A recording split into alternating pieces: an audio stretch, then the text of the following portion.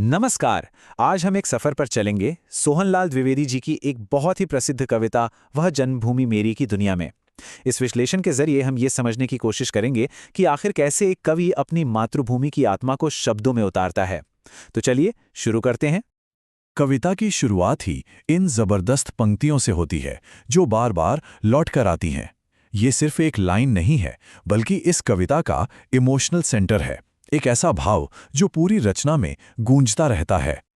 तो हम इस कविता को लाइन बाय लाइन नहीं देखेंगे, नहीं, बल्कि हम उन थीम्स को पकड़ने की कोशिश करेंगे, उन विचारों को समझेंगे जिनका इस्तेमाल कवि ने अपनी मातृभूमि की एक, कह सकते हैं, एक भव्य और पूरी तस्वीर बनाने के लिए किया है। जरा सोचिए, कविता की पहली ही लाइन ऊंचा खड़ा हिमालय आकाश चूमता है, क्या कमाल का दृश्य बनाया है। ये हमें शुरू से ही एक बहुत बड़े स्केल का एहसास कराती है। और यहीं से कवि अपनी मातृभूमि के फिजिकल फॉर्म, उसके शरीर का जिक्र शुरू करते हैं।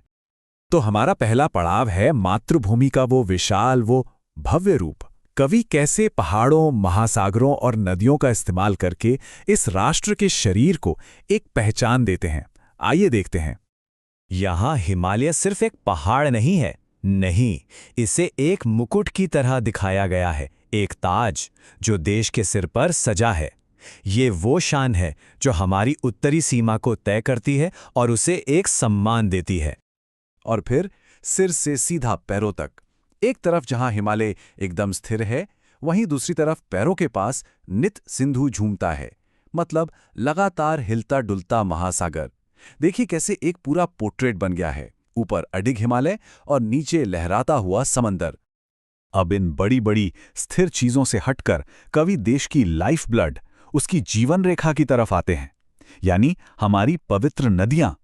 ये नदियां मानो इस विशाल शरीर में दौड़ता हुआ खून है, जो इसे जिंदा रखती हैं, इसे ऊर्जा देती हैं।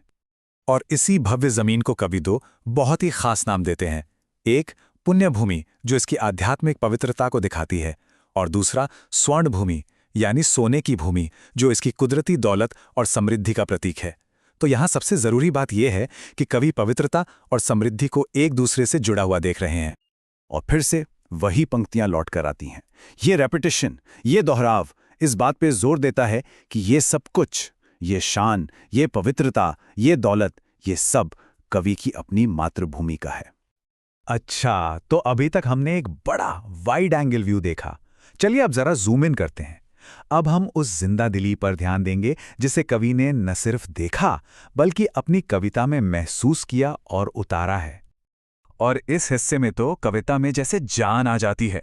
झरनों की आवाज, चिड़ियों का चहकना, कोयल की मीठी पुकार, ये सब मिलकर एक ऐसा संगीत बनाते हैं जो इस जमीन को जिंदा कर देता है। अब यहाँ एक बहुत ही इंटरेस्टिंग रेफरेंस है, मलय पवन। ये कोई मामूली हवा नहीं है, ये मालाबार तट से आने वाली वो खास हवा है जिसके बारे में माना जाता है कि इसमें चंदन की खुशबू घुली होती है। ये दिखाता है कि कवि ने कितनी बारीकी से चीजों को महसूस किया है। इस जिंदा दिल जमीन को कवि दो और नाम देते हैं, धर्मभूमि और कर्मभूमि। मतलब यहाँ की प्रकृति, यहाँ की जिंदा दिली को हमारे नैतिक मूल्यों और सही कर्म के सिद्धांत से जोड़ा गया है। कितनी खूबसूरत बात है।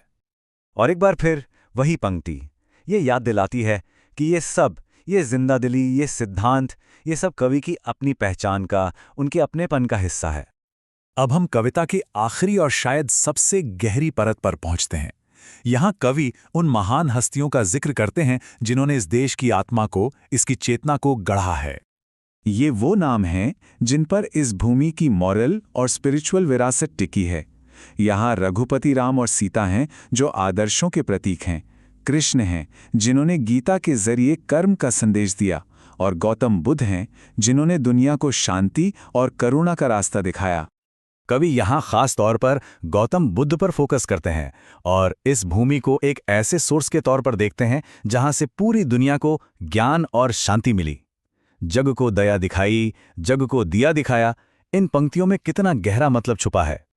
और आखिर में कवि भूमि को दो और नाम देते हैं जो इसके डबल कैरेक्टर को दिखाते हैं। एक तरफ युद्ध भूमि, क्योंकि यहाँ बड़े बड़े युद्ध हुए हैं, संघर्ष हुए हैं, और दूसरी तरफ बुद्ध भूमि, क्योंकि यही वो जगह है जहां से गहरी शांति का पैगाम भी निकला है। और आखिरी बार ये पंक्ति इन सभी चीजों को भौगोलिक, प्राकृतिक और आध्यात्मिक सबको एक साथ लाकर मातृभूमि की एक मुकम्मल पहचान बनाती है। तो हमने देखा कि कवि ने अपनी मातृभूमि को कई अलग अलग नजरियों से देखा है, भौगोलिक, प्राकृतिक और आध्यात्मिक। अब इन सभी धागों को एक साथ बुनकर देखते हैं कि भारत की एक पूरी तस्वीर कैसे बनती है। ये जो सारे नाम हैं, पुण्यभूमि, स्वर्णभूमि, धर्मभूमि, कर्मभूमि, युद्धभूमि और बुद्धभूमि, ये अलग अलग आइडेंटिटीज नहीं हैं। नहीं, बल्कि ये एक ही पहचान की कई परतें हैं। ये सब मिलकर इस राष्ट्र का एक जटिल और संपूर्ण चित्र बनाते हैं। और हम आपको इसी सवाल के साथ छोड़ जाते हैं, कवि की इस नज़र में मातृभूमि की कौन सी पहचान सबसे ज़्यादा असरदार लगती है। ये एक ऐसा सवाल है जो हम सबको इस कविता से अपने अपने तरीके से जुड़ने का मौका देता है।